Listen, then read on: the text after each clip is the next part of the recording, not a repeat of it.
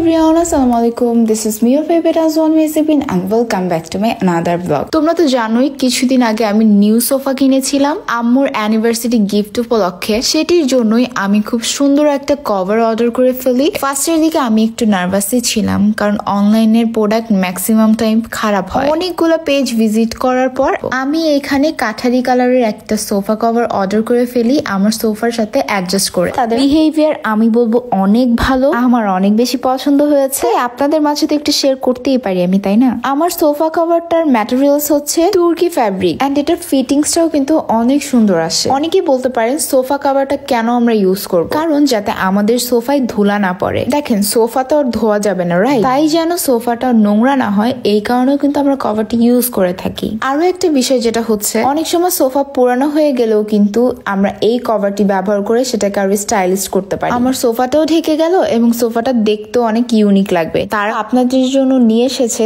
তুর্কি, Korean velvet, China print, তুর্কি stripe sofa ও চেয়ারের কভার। আকর্ষণীয় ইউনিক ডিজাইনের কভার। যারা ভয় পান যে ফিটিংস হবে কিনা আপনার সোফা বা চেয়ারের সাথে, তারা নিশ্চিন্তে প্রোডাক্ট পারচেজ করতে পারেন। তাদের কাছে রয়েছে সমস্ত রকমের সোফা এবং চেয়ারের মেজারমেন্ট। আপনি জাস্ট তাদেরকে আপনার চেয়ার বা সোফার ছবি দিলেই কিন্তু তারা অ্যাকুরেট ভাবে বানিয়ে দিতে পারবে। আপনার ছবি দেখে টোটাল সেট অনুযায়ী তাদের প্রাইসটা পড়বে। আপনি চাইলে আপনার পছন্দের অনুযায়ী কালার এবং কাপড় দিয়ে সুন্দর মতো আপনার সোফা কভারটি মেক করতে পারবে। আমার সোফা কভারের ফিটিংসটা বোঝানোর জন্য আমি লাস্টে একটা পিকচার অ্যাড করে দিচ্ছি। So yes, that's it for today. Tata, take care.